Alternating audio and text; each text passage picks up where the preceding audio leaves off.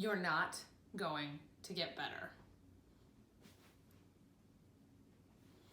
Hi everyone, my name is Liz and welcome to my channel Earth Art Balance, where I talk about living a creative, balanced life while managing a chronic illness. If you're interested in watching more, please hit that subscribe button, and also don't forget to hit the notification bell so you actually get notified when a new video goes up. Thanks so much, and let's just get into it. So I'm going to share with you today 8 things I wish I knew when I was diagnosed.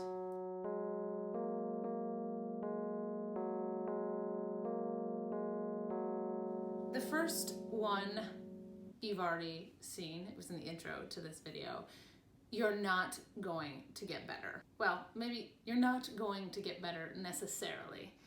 I'm sorry. I wish that this was a lesson that was instilled in me when I received my diagnosis, because sometimes when you receive a diagnosis, you think, okay, great, now we can do something. Unfortunately, with ME, CFS, and fibromyalgia, that's not really the case. A diagnosis does not mean you're going to get answers as much as we wish it did. And so I wish I knew that when I was diagnosed, it didn't mean I was going to get better. In fact, managing these chronic illnesses is very challenging, and one of the best lessons that eventually sunk in for me was that there is such a lack of knowledge around how to treat these chronic illnesses, and that's really why you're not necessarily going to get better, because they're hard to treat and everybody's scenario is slightly different. So this brings me to my next point. Treatments can make you worse. Oh my Lord. Oh, so many treatments. So much time spent trying to help me feel better, when really I wish I hadn't tried at all for most of the treatments. So this is the tough thing about ME and CFS and fibromyalgia, is they're very difficult to treat because we don't understand, or the medical community doesn't understand, the underlying causes of the illnesses. You're treating the symptoms, and sometimes when you're just treating the symptoms, that has unintended consequences. I can't tell you how many weeks of my life I have lost, in addition to just having to manage my symptoms, to trying a new treatment that made the symptoms worse. And so this is something I wish I knew when I was diagnosed, that treatments are kind of a shot in the dark. You're not necessarily gonna get better through a treatment or through any treatments, and sometimes that is crappy, but it is what it is. And I wish I knew that going into it, because I think it would have made me more cautious about trying new treatments or trying potential drugs to treat certain symptoms, if I knew that there was a high likelihood that it could just make another symptom worse, and the trade-off was probably not going to be worth it. So this brings me to another really important thing I wish I knew when I was first diagnosed. You have to be a self-advocate. There is unfortunately no way around this, and I wish this wasn't a thing. And I think in general people understand that when you are dealing with a medical issue, you've got to know what questions to ask, and not necessarily how to ask them, but to ask them. And that can be really scary. So in terms of being a self-advocate, this is where I will say that having a support system is really vital. At least it's been very vital for me. And so for me, it has meant that I sometimes take somebody else to my medical appointments, because I want someone there who has my back, believes me, understands what's going on with a little more detail, because they're in my daily life, or they're in my life more regularly than the medical professional that I'm going to see. And so I bring that person with me because they're my backup, and they're also a second set of eyes and ears to listen and hear what the doctor is saying, but also to remind me to ask questions, or maybe if you give them permission, which sometimes I do, I was like, ask questions that we've discussed before going in, You're here to help me advocate for myself.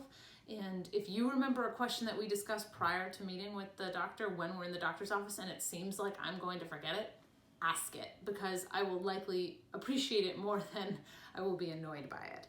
And so being a self-advocate has been really important because, like the previous thing I mentioned, had I known to ask the questions I know to ask now about treatments, I probably wouldn't have tested some of the treatments that I tried because they really did just make me worse, and that sucked. And so I can't get those days or weeks of my life back, but hopefully this information can help you. And honestly, being a self-advocate when it comes to medical stuff, period, I think is helpful for anybody. Tea. You all know I like tea. So another thing I wish I knew when I was first diagnosed, that my symptoms were going to change. And I mean my dominant symptoms. So there's a whole myriad of symptoms that come along with ME, CFS, and fibromyalgia that, and it varies for everybody, what is more severe and what is less severe, what's more dominant or prominent, what's less prominent or dominant. And it's so individualistic, I can't stress that enough. But I wish I knew going into having a diagnosis that the relief I felt when I was initially diagnosed, like, oh, you're not crazy, something's actually going on that's not right. Besides that validation, I wish I knew that the symptoms I was going to be managing were going to change over the course of time. And it could change minute to minute, hour to hour, day to day, week to week, month to month, year to year. But had I known that going in, I feel like I would have learned to be more flexible from the get-go. Would have understood that, okay, no day is going to be the same and I'm gonna have to go with the flow and take it as it comes and roll with the punches and all those silly things that people say when they don't know what else to say. So understanding that the dominant symptoms are going to change and how severe they are is going to change on a regular basis. Basically that change is the only constant in terms of symptoms. I think had I known that going in, it would have prepared me and saved me a lot of emotional turmoil of feeling like 2 steps forward, 5 steps back, 2 steps forward, 5 steps back. And so just understanding that has been really vitally important for my own kind of mental well-being, but also for managing what's going on. I wake up every day and I now say, okay, how do I feel today? What is the most prominent thing I'm facing? And how can I make my day a little bit easier by focusing on treating that part that is acting up a little bit more kindly. And I think my cat might join us. Hi, Salem. Hi, buddy. So another thing I wish I knew about getting a diagnosis was that as soon as you're diagnosed, it opens you up for people to give you unsolicited advice. And so here I am giving you unsolicited advice about unsolicited advice. Maybe it's not totally unsolicited because you hit that play button, but in any case, you catch my drift. I'm finding this ironic at the moment.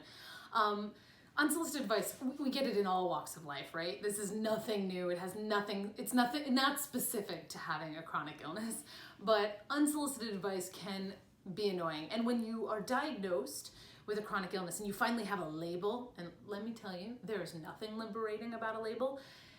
Once you have a label and you start talking to people about that label, about the fact that you have ME, CFS, fibromyalgia, whatever it is, insert chronic illness name here, or just illness name here, or ability here, whatever, you get my drift. As soon as you have that, it opens people up to oh, have you tried this? Or what about this? Have you ever thought about this?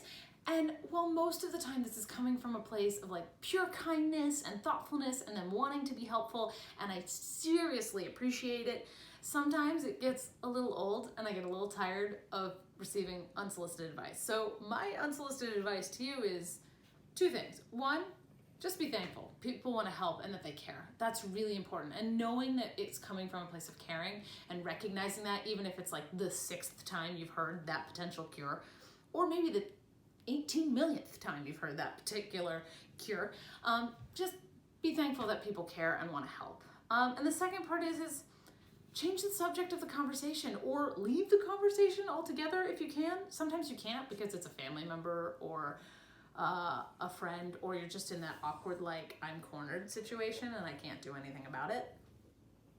So that's my unsolicited advice about unsolicited advice. My cat has gone full cuddles on the floor, so I'm trying to give him love while also talking to you. Oh, Salem. So the next thing I wanted to talk about is one that I find got really important as I was kind of going through this journey and am going through this journey. And that is that you have to get good at listening to your body. If you have chronic fatigue syndrome, myalgic encephalomyelitis, I hope I pronounced that one correct today. I might not have. I'll put the definition below.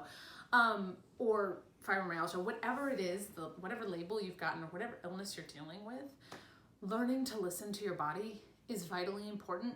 And I don't know about other people, but I feel like as soon as I grew up and was no longer a child, like that intuitive sense of what was going on in my body left. Like I thought, no, I should do this and I should eat this way and I should exercise this way and I should do this. And I stop shoulding yourself and start listening to your body. That was a lesson that I learned, I wish, earlier on in this journey, but that is something that had to come from experience, I think. So learning to listen to your body is vitally important because it really does help you, like I talked about before, roll with the punches, or ask yourself, okay, how am I feeling today and what is the most difficult symptom I'm facing and how do I walk through this day making that symptom less of an issue. So just, yeah, that has been vitally important for me, learning to listen to my body. And I'm not perfect at it and I'm getting better at it. So I hope that helps for whatever it is worth. Listen to your body. So another thing I wish I knew when I first got diagnosed was that you, especially when it comes to ME, CFS, and fibromyalgia, you've got to learn to slow down. Period. End of discussion. Learn to slow down. I wish it wasn't that way. I was a very highly active, super engaged, go, go, go person before this happened, before I got sick. And, well, I wanted to stay that person. And having a chronic illness like ME, CFS, fibromyalgia, it's just going to get worse if you don't learn to slow down. And I honestly, could everybody use a little bit of slowing down? Probably. It kind of goes hand in hand with listening to your body, with being mindful. Slow down. Take a moment. No, you don't have to do it right now. If it's not do or die, take a moment. Slow down. Examine the situation, examine whatever is going on.